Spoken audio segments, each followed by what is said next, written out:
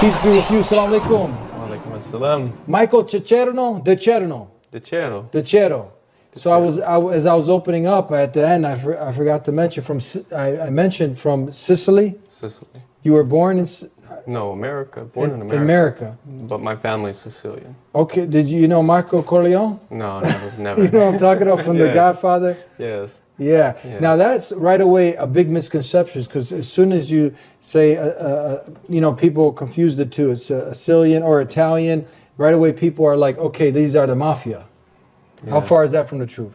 As far as Islam and terrorism is from the truth. That's a good way to start now. The same way, all Italians, Sicilians, whatever, they're not in the mafia, are they? Nope. Muslims aren't terrorists. Nope. Yeah, and you found that out. You went through a whole big journey. Where did you start? Where did the journey start? So, long story short, the way that I came to Islam, of course, 8.5 years into the monastery, everything was good. I had the life, I really did. I had no bills, and of course, no wife, no kids, none of this stuff. Not in the future, not then, not ever. Because you can't, right? You can't. It's a celibacy. Yeah. You take a vow of poverty, chastity, celibacy, and obedience. And so in that vow of celibacy and chastity, there is no wife or kids. So, but to be honest, because a lot of Muslims, they say to me, how could you do that, But see, the thing is that within the Catholic Church, it makes sense. Outside the Catholic Church, it doesn't make sense to live that lifestyle. So I'm living this lifestyle. I'm very comfortable with it. I feel good. I'm feeling positive. Okay. Now, 8.5 years in, one day I had to go to a church near the monastery that I was at. And when I was coming out of the church, I ran into a Muslim. Not intentionally, just by chance. And when I came out that church, and he was there, and he wasn't waiting, but we just crossed paths. He said to me, You're a Christian? I said, yes. He said, can you help me with something? I said, sure. He said, can you show me where Jesus says, I am God? I said, no problem. I've been studying this stuff for 8.5 years. I thrive for these moments. So I go to different verses of the Bible. Too many for me to quote right now. John 1:1, different, the Father and I are one, before Abraham was, I am, all the God verses, as we would call them in Christianity. So I spit them off to him, try to give him the context and what they say. And he says to me, and this brother actually, come to find out, he was actually an ex-Catholic or ex-Christian who was very knowledgeable of the Bible. And he said to me, but that's John saying, you know, that's John saying Jesus is God, and Paul saying Jesus is God, and Peter saying, but does Jesus say he's God? So I kind of thought it was funny because I never thought about it.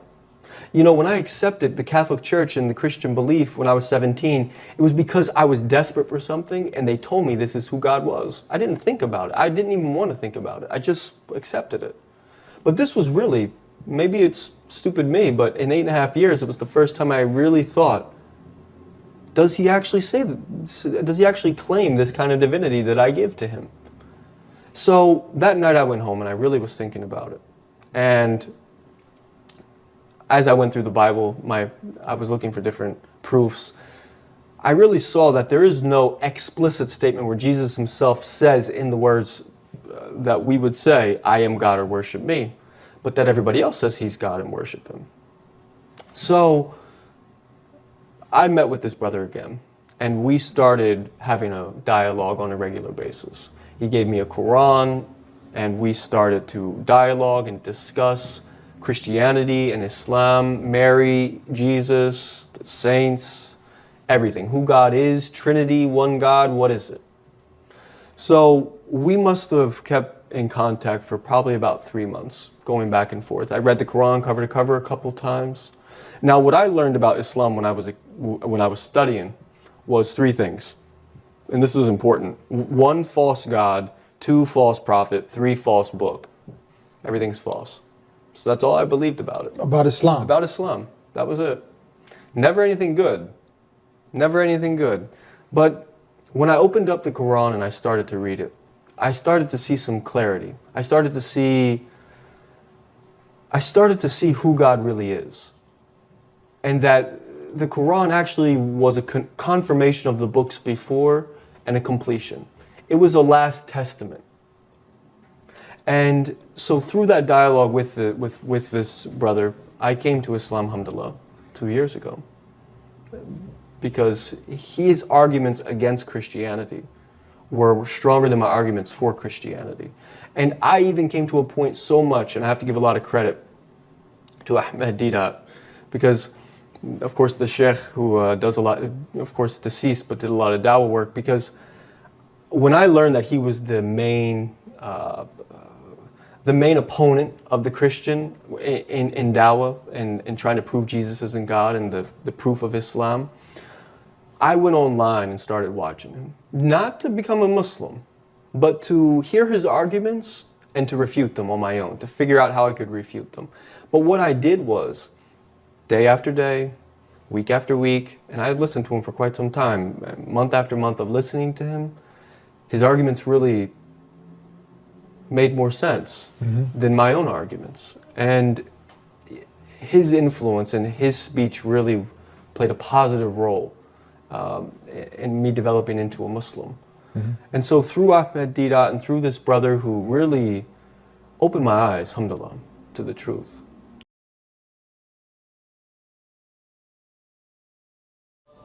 Jesus claimed himself to be God. And he did it clear and easy to understand for everyone that reads the Injil. With regards to him claiming to be God, you see, I have been, the pastor will say, challenging. What I say, I'm appealing to my Christian brothers, learned people.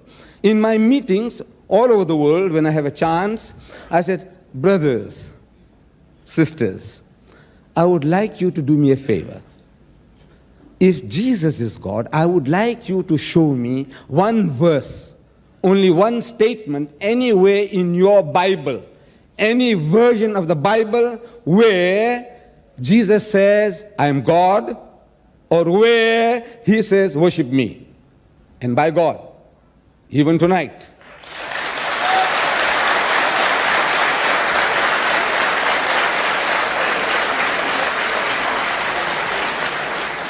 Even tonight, if Pastor Stanley can open his Bible and tell me, say, come on, read, I'm prepared to put my neck on the guillotine.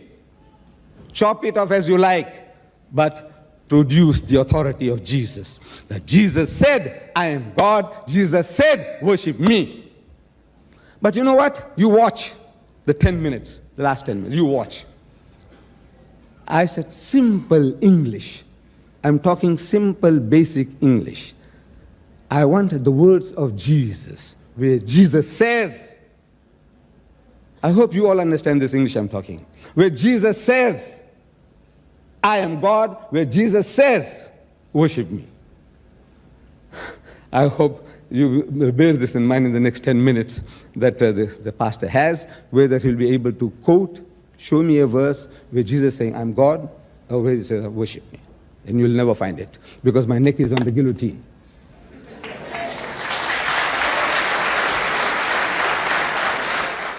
Concerning Mr. Deedat, tonight I allow myself to become angry because I experience dishonest behavior. And I am full of wrath because Mr. Deedat behaves like a Nazi officer questioning. Silence, Yes. please. Yes, Silence, questioning a poor imprisoned man under torture. A poor imprisoned man under torture. Because you demand from Jesus that he shall present himself according to how you want him to form his vocabulary. And Mr. Deedat, Jesus is greater than you are. The pastor made a statement. Jesus claimed himself to be God. It's all being recorded. He claimed. I said, show it to me. Please, show it to me.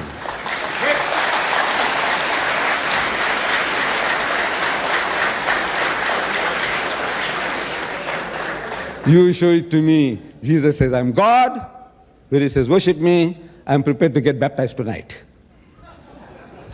No wasting time. No wasting time.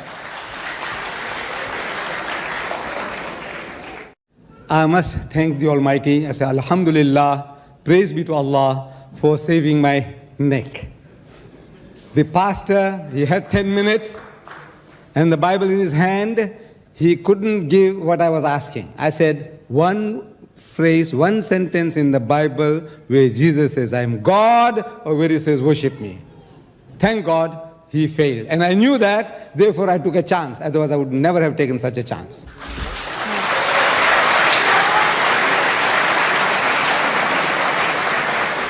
And when he declares that he is God, and the Bible declares that all are under his feet, even a child should understand that if Jesus tells that to me is given all might and power, even a child understands, then you should pray to him.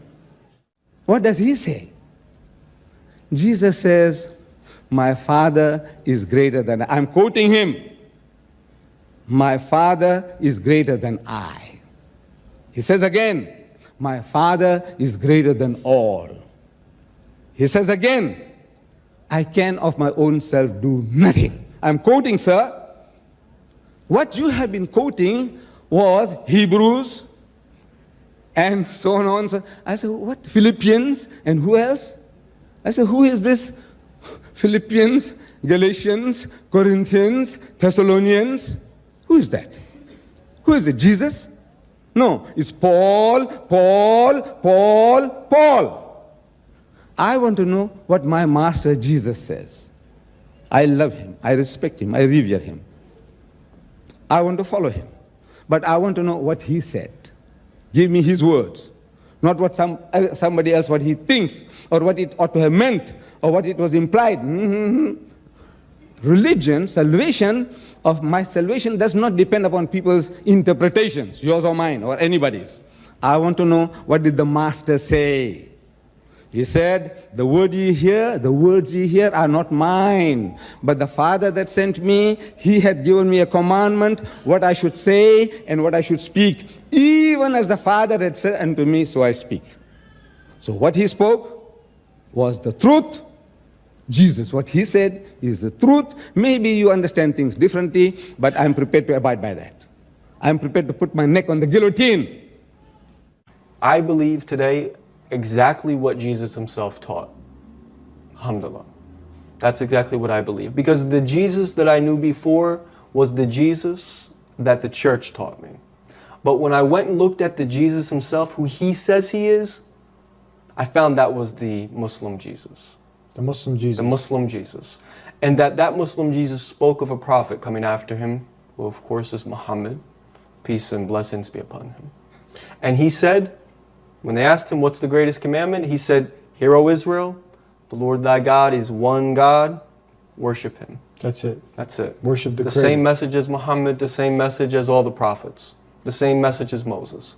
And that same Jesus who, like Muhammad, like the prophets, that same Jesus who fell down in the agony in the garden and put his forehead on that ground and worship God. And that's how you pray today. That's how I pray today. And we greet also, we're going to cut out, we have to go, but peace be with you. That's the greeting in the Bible, isn't Yes, it also? That's right. Yeah. After the resurrection, peace be with you.